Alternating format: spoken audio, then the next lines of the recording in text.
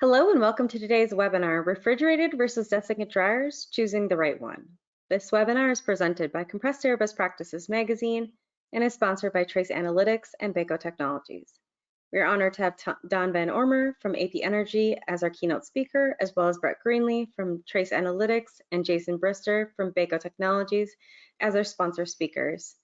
My name is Kimberly and I will be your host and moderator for this webinar. Before we begin, let me go over some logistics. Many of you may be wondering how to get the presentation slides and the recording of this webinar. Don't worry, we've got you covered. You will receive an email later today with a link to access both. You will also receive your PDH certificates by email within 2 days. We also have a Q&A session at the end of the webinar where you can ask your questions and get answers from our experts. Please use the question window to type your questions and send them to Compressed Air Best Practices magazine. We will try to answer as many questions as we can, but if you run out of time, we will follow up with you by email. We also have handouts available for all attendees. Don Van Ormer has provided AP Energy's brochure. Jason Brister has provided Baco Technologies' product portfolio and a brochure on their DryPoint XC. Handouts also include the most recent issue of Compressed Air Best Practices magazine. This slide is a disclaimer. The main point is that every system is different and you need to work with system specialists to determine your own specifications. Smith & Honey Communications is not responsible for any loss or damage caused by errors or omissions in this webinar's material. Mark your calendars for October 29th to the 31st as we return to the Cobb Galleria Center in Atlanta, Georgia for the Best Practices 2024 Expo and Conference. We are now accepting speaker abstracts. Our 2 conference tracks are sustainability through energy and water conservation projects and quality, safety, and reliability. All speakers receive complimentary access to the conference, which is a $675 value.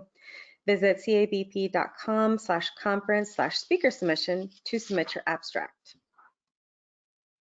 And welcome to our webinar, Refrigerated versus Desiccant Dryers, Choosing the Right One, where we will discuss the differences in operating costs of each dryer type. The webinar is an hour long with a Q&A session at the end. Please type your questions in the chat box or contact us later. We're honored to have Don Van Ormer as our keynote speaker today. Don is an auditor with AP Energy and has 24 years of experience in compressed air consulting. Please join me in welcoming Don. Hello. Like Kimberly said, we're going to discuss the different types of dryers, refrigerant, and desiccant. Depending on what dew point you need in your plant is which type of dryer that you should choose.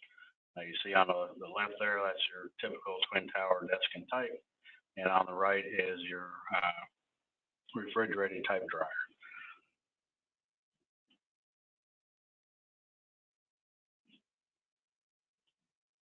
There we go. Now, size of the dryer is very important.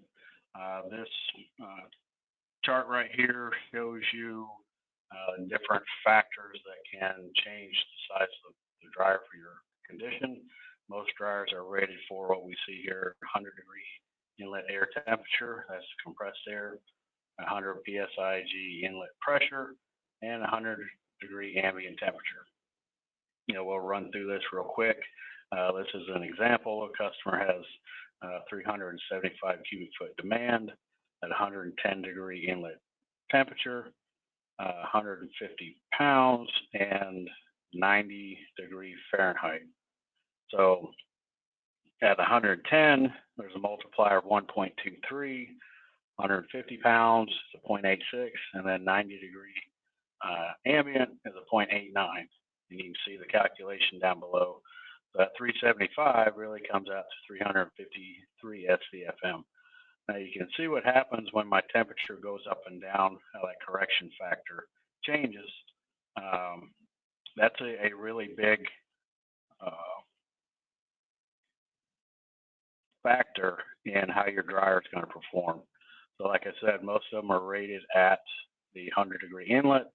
So if I get up to 120 degree, if you have an air-cooled machine in the south and it's real hot and humid, you reach that 120-degree inlet temperature, you can see what disadvantage your dryer is going to be. You can overload it in heat load and moisture.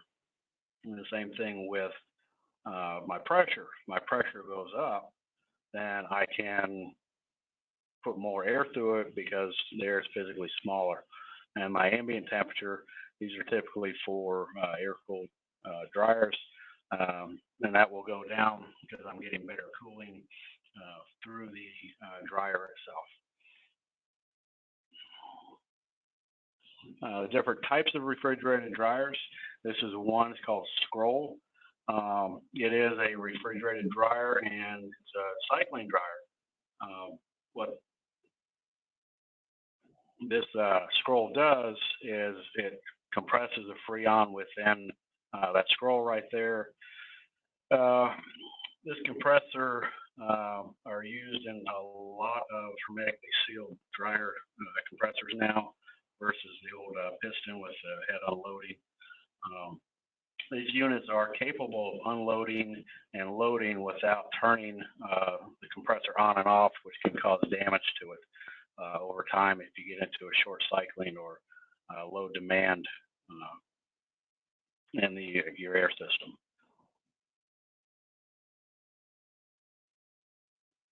Heatsink. This type of dryer can use several different types of material for the heatsink process. The most common one is a water glycol. There's some dryers out there with sand, flooded evap, and aluminum. What they do is they store the cold in these materials like the polyglycol, and this is one example. The refrigeration circuit chills down the glycol mixture. Once that has reached a determined temperature, the refrigeration circuit shuts off, and some of these will cycle with a pump, cycle the glycol mixture to keep an even temperature balance throughout. Now the sand, it chills the sand down, and you're drawing the cold or the heat out of the air into the sand. And there again, once that sand reaches a certain temperature, the refrigeration system will turn back on, chill it back down, and then shut off. The aluminum block is exactly the same principle. It chills down the aluminum, cools the air, which condenses the moisture in it into liquid, which is drained out through the separator, and then it goes through the same cycle. Now, there's another type of flooded evap, which is this one right here. If you look down in the lower heat exchanger, it uses pretty excessive, I don't want to say excessive, but additional freon in that heat exchanger, and that freon is actually the heat sink itself. So the freon's doing the same thing, pulling the heat out. Now these can be somewhat expensive if I have a freon leak, and these are generally a blended type freon gas. You can't just add freon to it to get your pressure back up. Since it's blended, the whole system needs to be evacuated, all of it pulled out, and then refilled to the proper pressure and level. But they all work the same way. You can see the hot air coming in the first heat exchanger, going through the flooded evap to the separator, out through the second heat exchanger. This is the way most of the refrigerator dryers work. You pre-cool the warm air coming in, and you knock out some moisture, and then you reheat the air going out.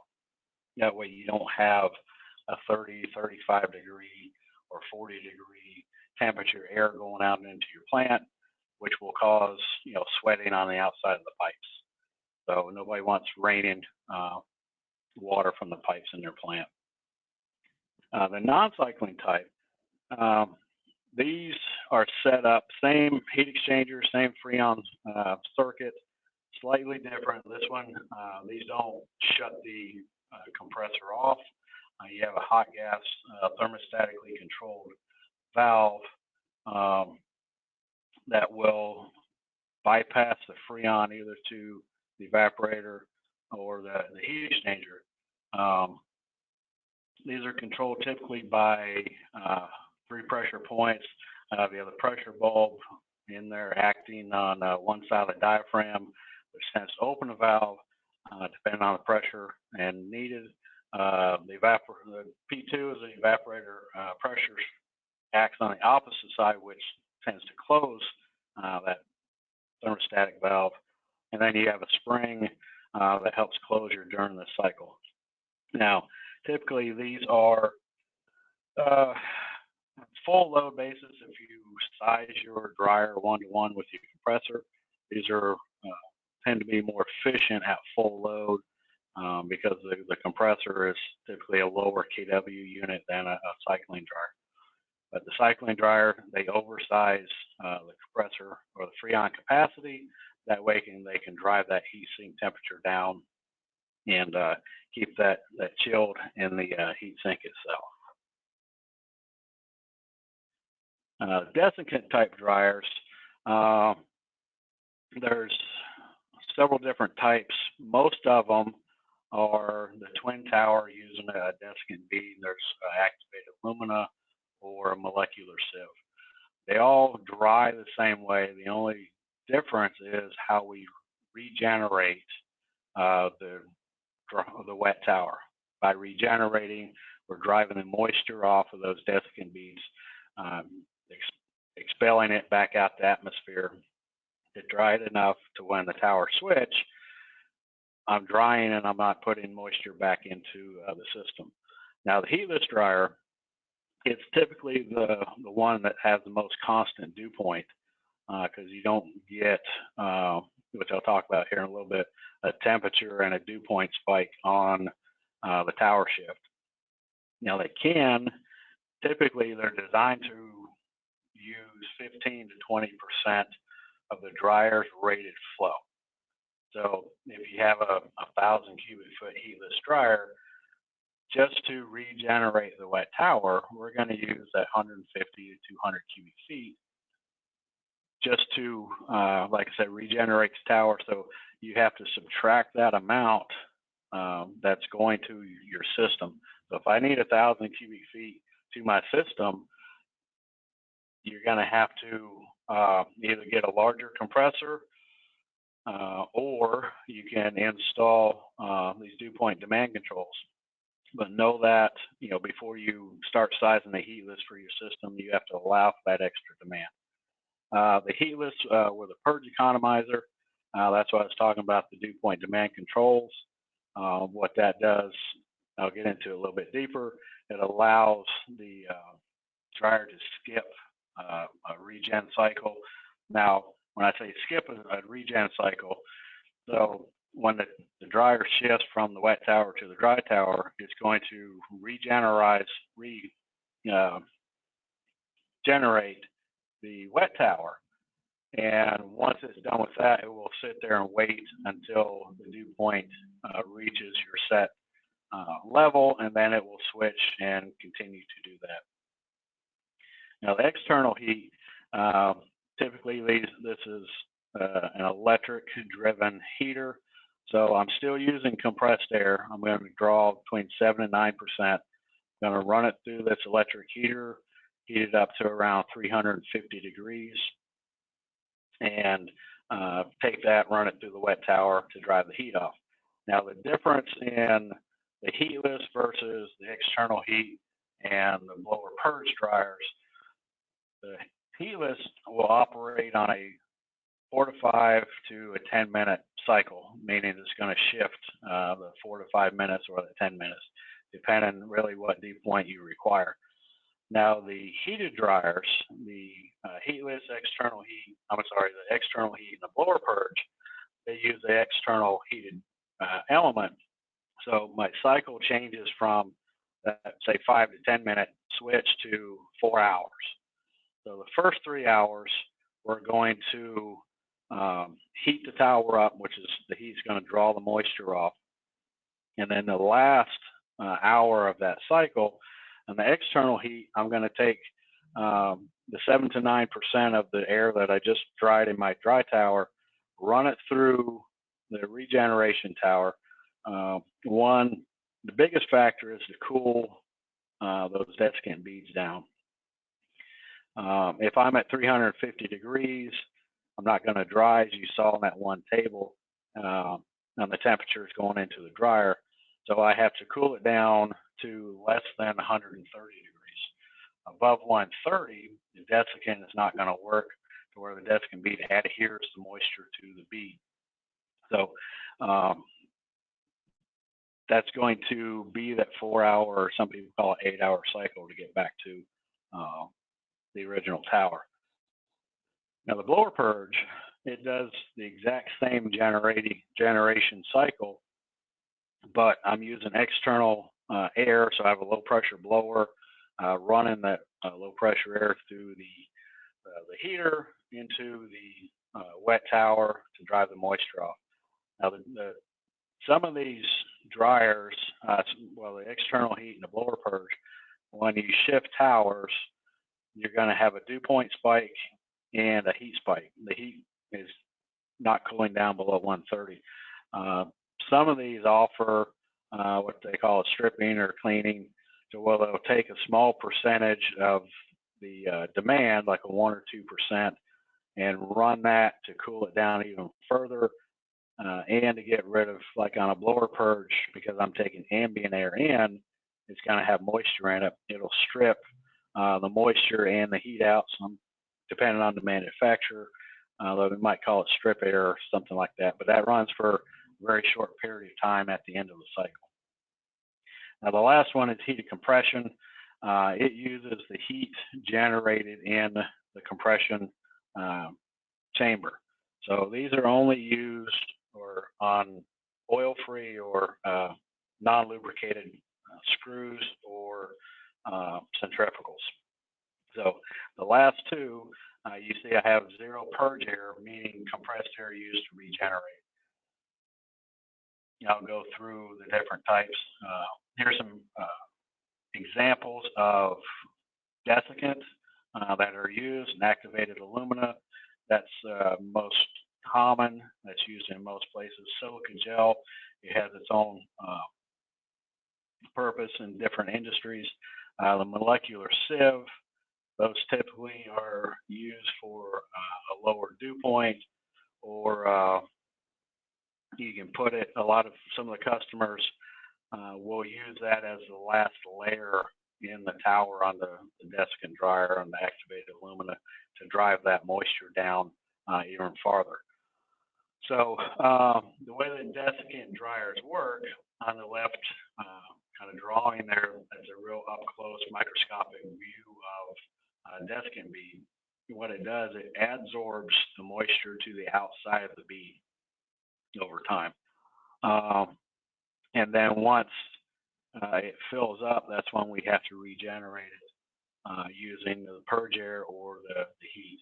So you see the water builds up on the desiccant, and the only way to remove that is to pass either much drier air across it, i.e. the purge air from the tower we just dried, or we heat it up, and the heat and the temperature differential and the dew point differential will pull that moisture off the bead. I'm going to go through some different types of desiccant dryers and how they exactly work. This is kind of a little flow schematics. So I got my air coming in at the bottom at 100 degrees, 100 pounds. It's going through the A tower, and that's drying. The little pipe in between, that's my purge line. So it's taking the -40 air that it just dried, running it through the other tower, and it's stripping that moisture off down to the muffler down below. Here's the external heat. There's the heater in the middle. It's taking the same air coming from the system, running it through the heater, and taking that hot air, running it through the wet tower with the heat. I'm drawing that moisture off, and then you see the exhaust mufflers down at the bottom. The blower purge, we still have the external heater. Now we're using ambient air with a low pressure blower, going through the exact same thing, heating it up, run it through the wet tower, pulling the moisture off. Now you will have the blower and the external heater on these versus the other ones. Heated compression. This is one that a lot of people look at. My cost for drying is very, very minimal because I'm using the heat generated in the compression chamber. Compressed air being as expensive as inefficient as it is, there's typically, on a best day case scenario, there's an 8 horsepower of input electrical energy to get out 1 horsepower worth of work of air. That other 7 horsepower is heat. So if we can take that heat, use it to offset the purge air or the external heater to regenerate my towers, that's going to save a lot on expenses and things like that. So typically, out of a oil-free machine, I can get 200 to 300 degrees, depending if you're a centrifugal or rotary screw. And what I'll do is I'll take the hot air, run it through the tower, as we see on the left, and then once it draws the moisture out, then it will run through the cooler, whether it's water cooled or air cooled. You run back through the separator, and then over to the right tower, it will go through the drying process. That's the most typical ones that you'll see. There's a few, what is known as a rotary drum. This is a permanent desiccant affixed to this cartridge inside this dryer, and you'll see it slowly rotates. You can see the arrow indicating. So my saturated air comes in on the one side from the compressor or from the cooler. My hot air is coming down from the top, and that's from the compressor, and that's regenerating or pulling the moisture off of those areas of the drum itself. Goes through the cooler. It's cooled, but it's still saturated. So I have to dry it. So I come back up through the drum part of it, and that desiccant on there pulls the moisture off, and then it goes downstream to your system. I talked about dew point demand controller. Here's some examples. It's an example on the left, the first 16 hours of this plant running days. I don't see that much savings in my air consumption because I'm putting more of a load on the dryer during those 2 shifts. The third shift, my demand goes down because my production goes down. Now I get to see those big savings, so I'm not using the purge air or my heater or my blower if I have a blower purge dryer. So during these times, it's very, very economical. If you have a desiccant dryer or you're looking for a desiccant dryer, I always tell my customers, be sure to, whether it's an option or standard, to ask for that to be included in the dryer quote and on the dryer. And if it comes standard, make sure you use it, because you can see right here what effect it has on your end cost of your compressed air. Because all we're talking here is the cost of your compressed air, and if you have a heater or blower, the run times on those. So this is a very, very economical benefit to your plant.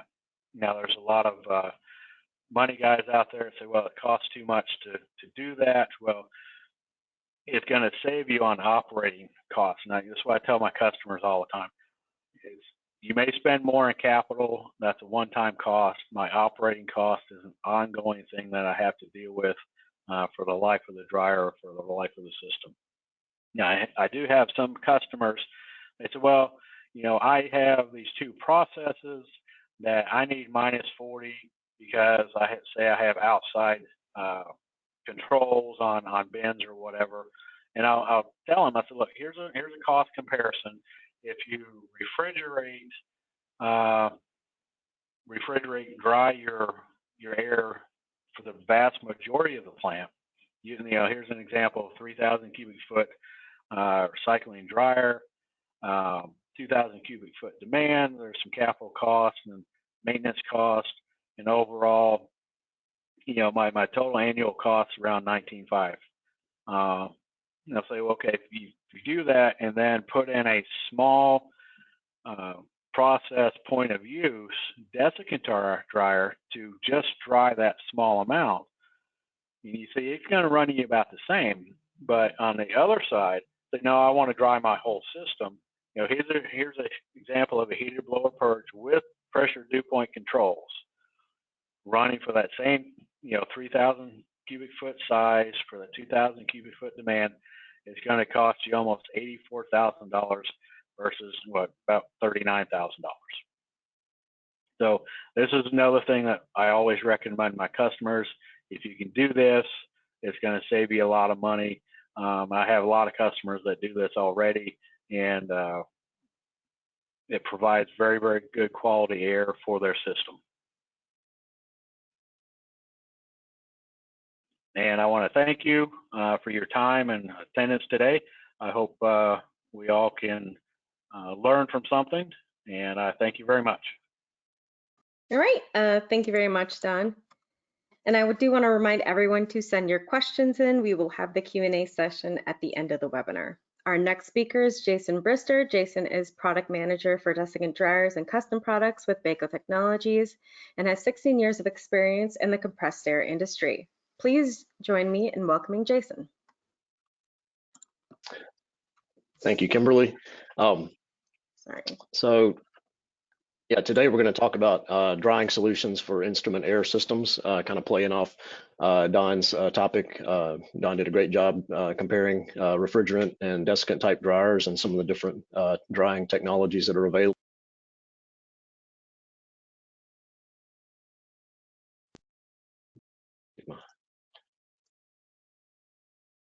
There we go. So instrument air, what is it, at a high level? Well, it's a treated compressed air. It's going to be a higher purity level than your typical plant or general purpose air that you might have throughout the process. And who defines instrument air? Well, there's a globally recognized standard, a jointly published standard from ANSI and ISA.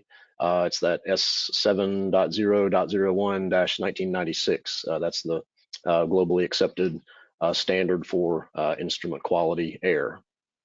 So at a high level, what does that standard tell us? Well, basically, at its core, it's defining limits for 3 of the primary contaminants that you would have in compressed air systems, that being particulate matter, water, and oil.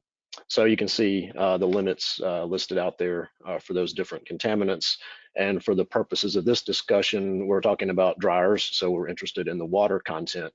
And if you see, the instrument air standard defines a limit, an upper limit of 39 degrees Fahrenheit for the pressure dew point. But there's a caveat. If you see the comment down at the bottom, 39 degree Fahrenheit is a maximum, but it must also be 18 degrees Fahrenheit below the minimum temperature that any part of the compressed air system is exposed to. So if you have certain parts, you can have a large compressed air network, and some of that compressed air piping or equipment can be in different areas and exposed to different temperatures. So you need to account for the minimum ambient temperature for your compressed air system.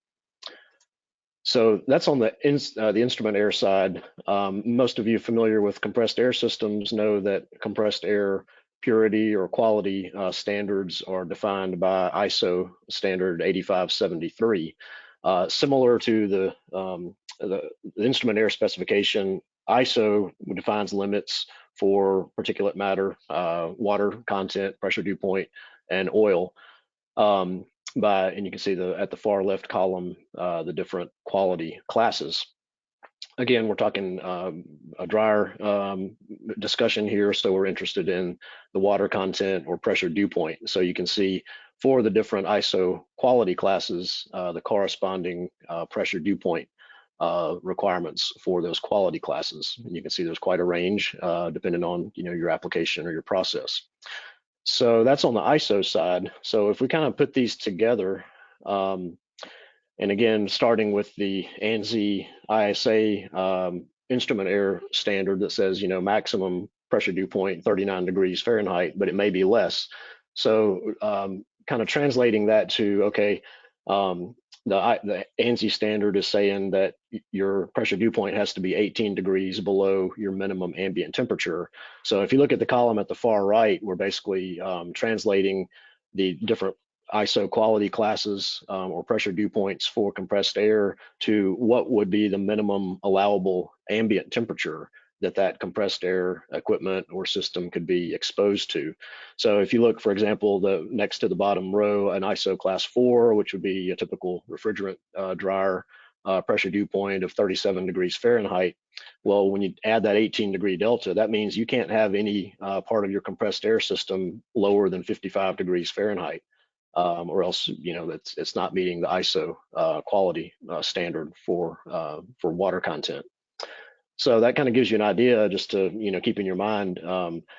You can look at it from either way. If you have your minimum ambient temperatures, you can back into your pressure dew point requirement, or if you already have a system with a certain quality class of drying, you know what minimum ambient temperature you could accept. But just to kind of give you a comparison of how that interacts. So based on the different ISO classes, or the instrument air requirement that you have for your process, what type of dryers might you use to achieve what is needed for your process? Well, for ISO quality class 4 or 5, 37-degree pressure dew point, you're typically going to be looking at a refrigerant type dryer. Again, those are limited by the technology to around ISO class 4. If you need drier air, ISO class 3 or lower, you're most often going to be looking at a desiccant type dryer, again, to get down to those lower pressure dew points, higher level of drying. And then there is membrane dryers. Those offer a pretty wide range of pressure dew point capabilities, but those are typically going to be point of use, smaller type dryers. So not as universally seen as refrigerant type and desiccant type, because those can handle very high flow rates. But this map and overview kind of gives you an idea of the different drying technologies that are available for the different ISO classes and also instrument air quality needs. So something to keep in mind, again, we're talking, the instrument air standard says that your pressure dew point is correlated to the minimum ambient temperature of the process. Again, that 18 degrees Fahrenheit below the minimum ambient. So for large industrial complexes, you're most likely going to have compressed air pipes or equipment or different processes that are exposed to outdoor temperatures. And for a great majority of the country, for example, here's climatic data for Atlanta, Georgia, where we are here at BECO. And you can see for a pretty high percentage of the year, almost half the year, you can have the potential for sub-freezing temperatures. So that needs to be accounted for in your when you're keeping in mind the design of your compressed air system and the drying requirements for your process. You have the potential, if you have outdoor equipment, that you may have freezing conditions that you need to account for in your drying plan. So looking at a more specific usage case for an outdoor consumer of compressed air, a very typical piece of equipment you'll find throughout industry is dust collectors or fabric filter bag houses. These are air pollution control devices used for control of particulate matter for various type processes. Any granular, any process that's kicking out a large amount of dust that needs to be controlled, you'll have these type of equipment. And so because of the size of a lot of fabric filter bag houses or dust collectors, a lot of times these are going to be located outside of the building. It's a large piece of equipment, maybe located, just outside the plant wall, next to the parking lot kind of situation. So large equipment, it's a large consumer of compressed air. These devices use a pulse jet type compressed air cleaning system. That's to shock the filter bags and clean the filter media. So that they're large consumers of compressed air. You're going to have a compressed air header and diaphragm valves, all this equipment that's potentially exposed to outdoor temperatures. So because of that, and like we said earlier, depending on your location, you may have significant parts of the year where you have potentially sub-freezing conditions. So keeping that in mind, for a good part of the year during the warm months, you can probably get away with your ISO class 4 to 5 refrigerant type drying level. However, for the winter months, when you have potential for sub-freezing conditions, you need to have a pressure dew point that's lower. You need to have ISO class 2 or 3, depending on your temperature, your minimum ambient temperatures, to make sure that you don't have freeze ups of this compressed air system, and take down the baghouse and make it where it's failing because you have frozen compressed air lines. So with that being said, okay, you may need a desiccant type dryer for the winter months. You might say, well, why don't we just run a desiccant dryer year round? Well, keep in mind that over drying the air is also a waste of energy, inefficient plan. So during the warm weather, you'd want to, if it only needs the class 4 to 5 air, then you want to use your refrigerant dryers during that period. And also keep in mind, refrigeration dryers are going to be the most efficient means of achieving that class 4 to 5 air. So if that works for you, for a significant amount of the year, then you want to use the refrigeration dryer for that period. And then during cold weather only, run the desiccant dryer.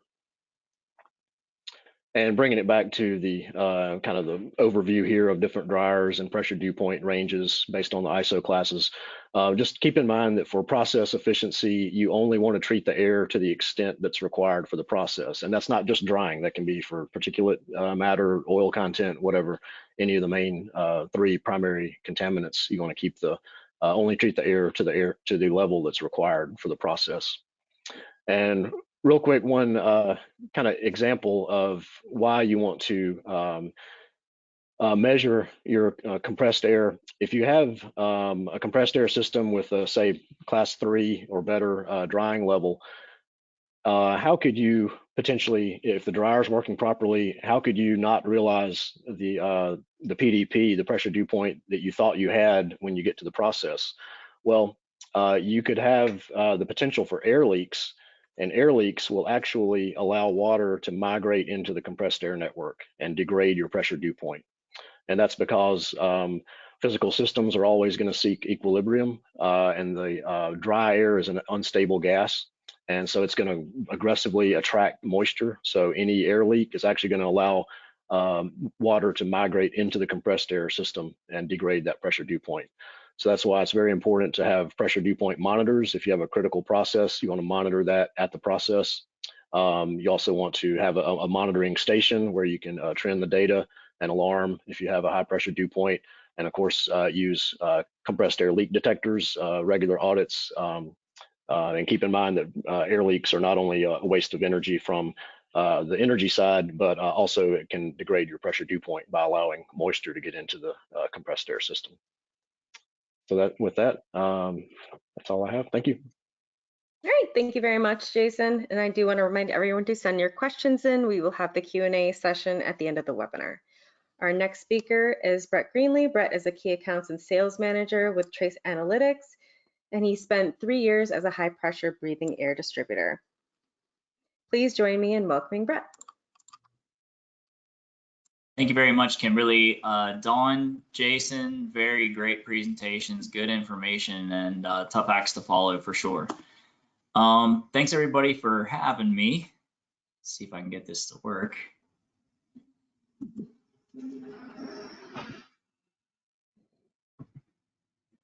Kimberly already introduced me, but my name is Brett Greenlee. I'm the sales manager and key accounts representative at Trace Analytics. Today we're going to be talking about what could be in our air. I'm really glad Jason talked about instrument air because I'm going to talk about pretty much a different type of air, food and beverage, etc. today, and the contaminants that can affect that type of air, and also how to check for those contaminants in the air, especially drawing attention to moisture since the topic of today's discussion has been air drying. And then once we have checked for moisture in the air, how much is too much? And we're going to discuss some of those ISO purity classes that would potentially be too much moisture for the grade of air we'll be discussing. Jumping right into it, what could be in the compressed air? I show this slide on every single presentation I do, and although these are extreme examples and we are searching for trace amounts of these contaminants, pun intended, from left to right, what you can see is particulates, water, oil, and microorganisms. Again, discussing largely the focus on water today, but I also will touch on how moisture or excess water vapor in your system could lead to microorganisms and even particulate. So what are the risks of excess water vapor and moisture in my system? Jason's great presentation about instrument air and, taking it a little step further, or even a little more general. What could it mean? It could mean rust and corrosion throughout your system. That rust and corrosion could affect not only catastrophic failure of your system, but as you realize that you have excess water vapor in your system or excess moisture, you're probably going to want to dry it, whether it be refrigerated or desiccant.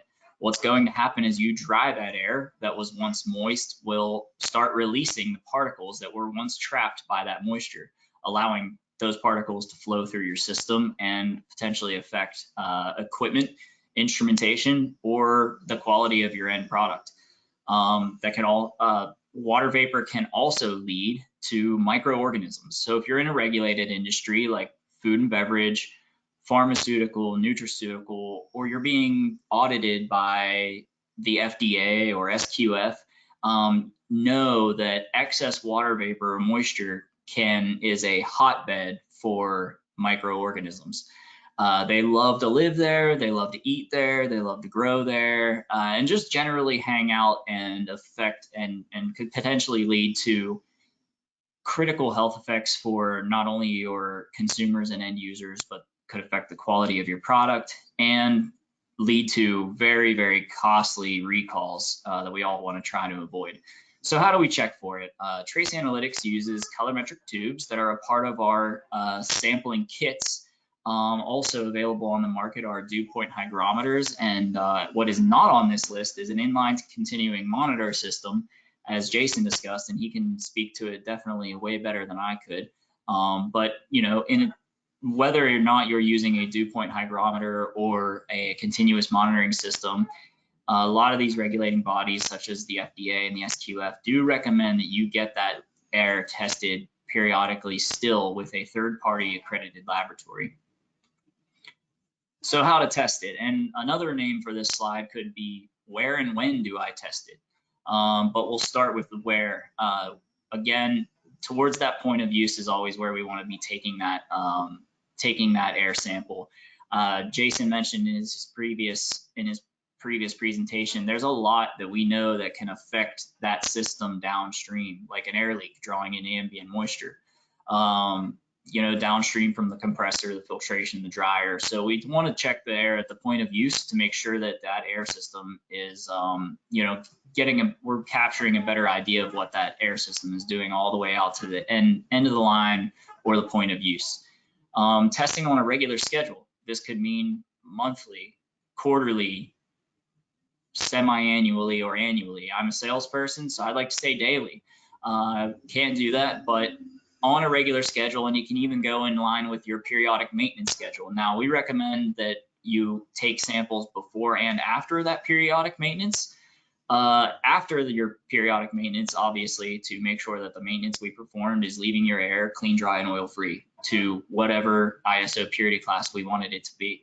But that sample before your periodic maintenance is really going to give you an idea of what your air was doing before your maintenance, and that is going to really start to hone in your understanding of how frequent isn't frequent enough. If your air isn't to the purity class you needed before your periodic maintenance, you should increase your frequency in which that maintenance is taking place.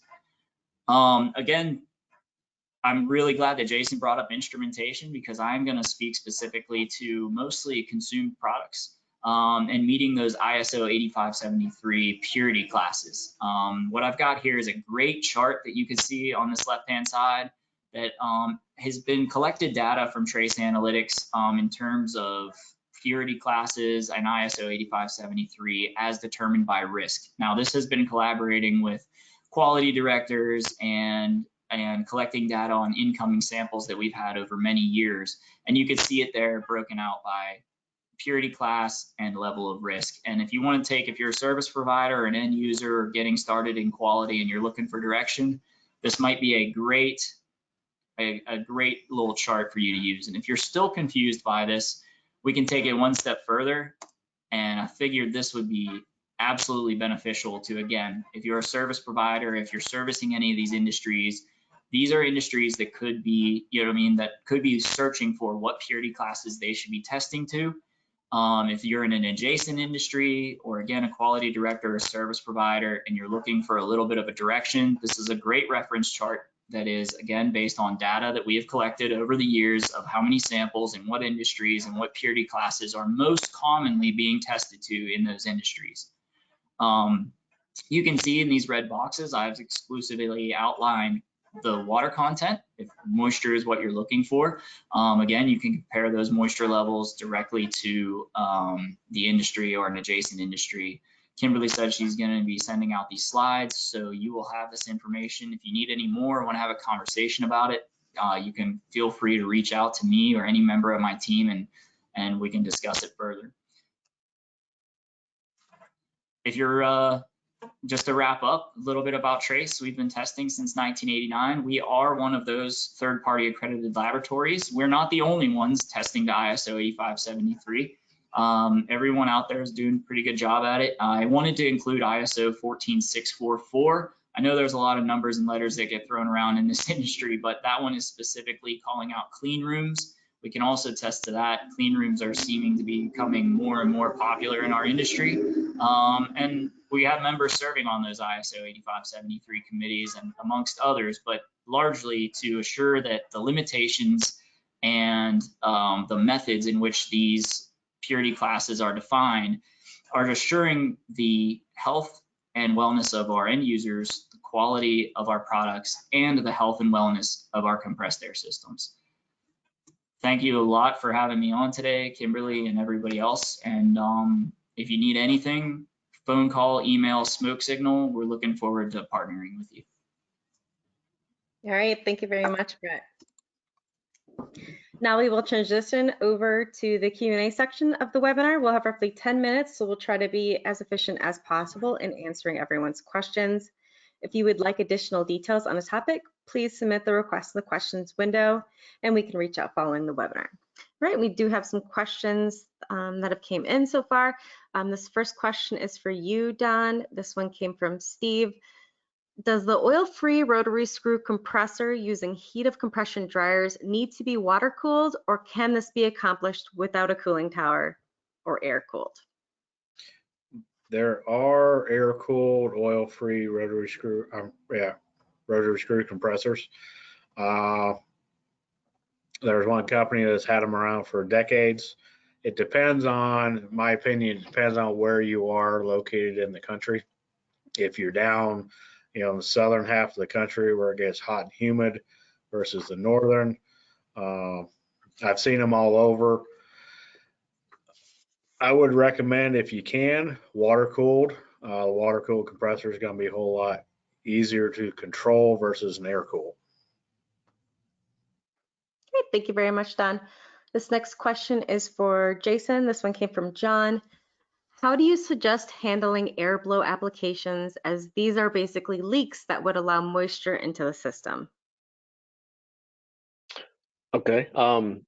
I'm assuming that he's talking about like a blow-off type, like blowing water off of cans or something along those lines. And in that type of situation, you're probably only dealing with like a general plant air. You're most likely not using instrument air for that. So the pressure dew point may not be as critical.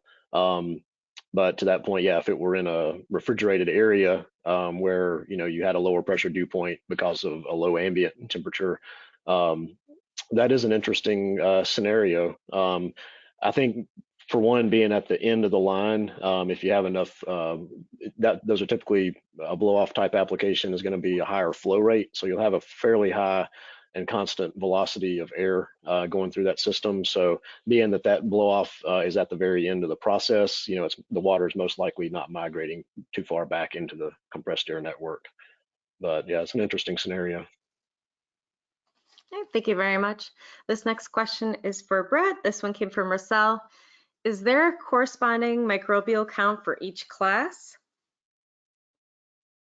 Not currently. That's actually being worked on by the ISO 8573 committee. So as soon as that is finalized, we can get that information to you. But if you're looking for a little bit of a guideline, we can get you in touch with our lab director, and they could definitely kind of help you start to refine what your colony forming unit should limitations should look like.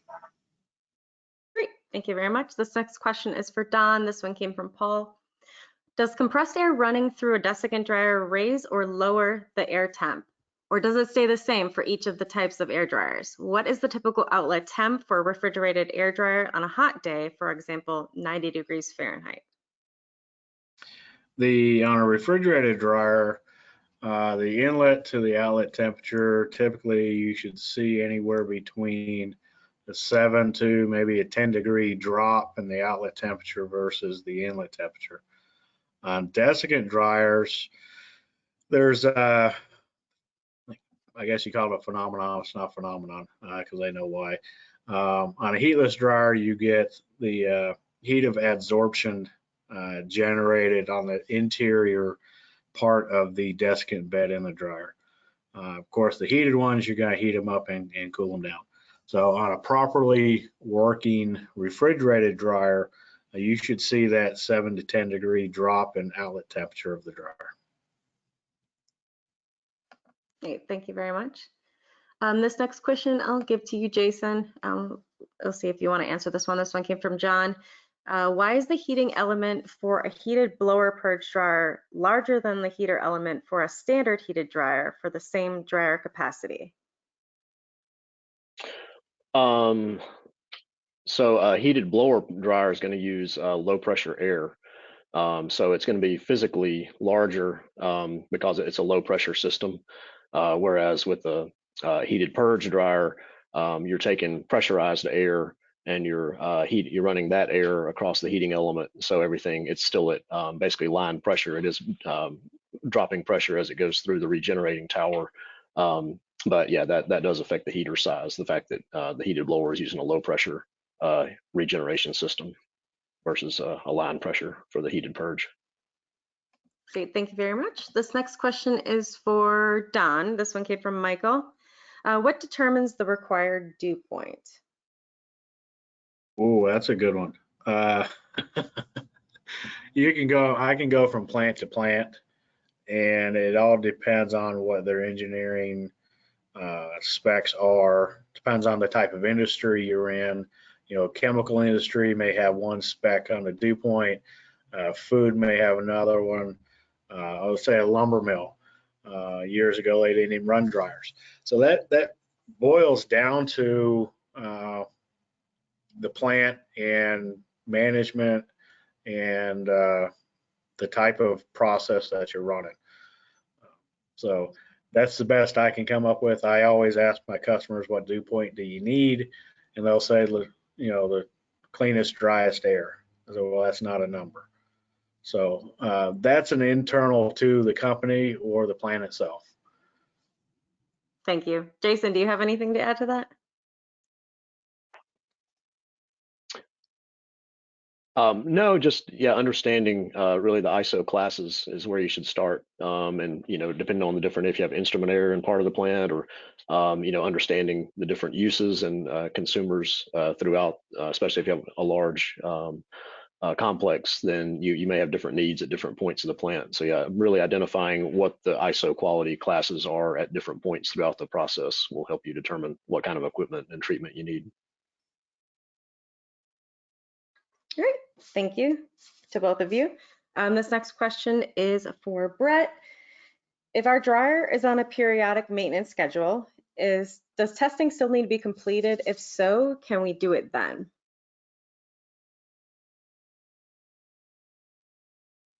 Yeah, I think that's a great question. It calls right back into my presentation. It's one that we get a lot. We always recommend testing the quality of the air whether it's continuous monitoring or through a third-party accredited lab, but on that periodic maintenance schedule, you should still do it. And it's a great opportunity to do it again before and after that service. I can't stress that enough. I think that it really, again, gives you an idea of what that system is doing year round and whether or not you're meeting that dry air requirement for your purity class year round, climate change, humidity change, etc. Great, thank you very much. I have another question here. I'll give this one to you, Don, but anyone else feel free to chime in. This one came from Paul. It's about breathing air. So for breathing air, the CGA 7.1 code is unclear for what the pressure dew point should be for grade D breathing air. Some breathing air has no dryers. Packaged units come with heatless desiccant. People then complain about how dry the air is. What kind of dryers are required in your opinion? Well, I've seen breathing packages, remote breathing packages, coming off of a refrigerated dryer system. So I'm not that familiar with breathing air requirements. One of the other gentlemen may be more suited to that, but I know the dew point and the specs are very, very tight, and all the trace gases need to be monitored, like carbon monoxide and things like that. You have something to add, Brett? Yeah, I was gonna say largely what we're looking for in breathing air is gaseous contaminants, like Dawn said. If you're dealing with high pressure CGA specifications, those are actually in parts per million for water. And pressure dew points can be looked at and converted, but I've seen low pressure breathing air systems largely on refrigerated dryers. But on a high pressure breathing air system, you'll have a small twin tower drying cartridge filled with molecular sieve, typically in a high pressure compressor, and that is the drying agent. Great, thank you very much. I think we have time for one more question. This one is for Jason. This one came from Tim. In relation to the recommendation to monitor dew point near point of use, what factors can cause an increase in dew point in compressed air between dryer and filters and point of use, in addition to air leaks or piping running outside in cold temperatures? Between the dryer and the point of use, yeah, that's typically leaks. I mean, the longer the run, obviously, the more opportunity you have for water to migrate into the system. But if the dryer is functioning properly and you stay on top of the air leaks and keep those in check, there's really not a lot of opportunity for you to lose your pressure dew point outside of some malfunction. But that's why it is key to keep the overall compressed air network in good condition, and as Brett mentioned in his presentation, monitor at the point of use. That's really, if you're making the investment to dry the air especially to a very low pressure dew point, you want to make sure that you're actually achieving that level of drying at the process where it's needed. And you can of course measure it at the dryer, but then again, the farther away the process or the consumer is from the dryer, the more critical it is to monitor at the point of use. Great, thank you very much. That about takes us to the end of our allotted time for today. All remaining questions will be followed up with via email following the session. And I want to thank everyone again for joining us today. I would like to encourage you to take the brief survey as you leave the session. Our slides and a recording of this webinar will be made available via email later today. Also, PDH certificates will be emailed within 2 days. Please join us for our next webinar on Thursday, April 18th at 2 p.m. Eastern, CTI Standard 201 RS Thermal Certification for Cooling System Heat Rejection Equipment, Part 2. Our keynote speaker is Mike Womack from the Cooling Technology Institute. Free registration is available on our website at airbestpractices.com/webinars. We hope to see you there, and thank you again for attending today's webinar, and I hope everyone has a great rest of their day.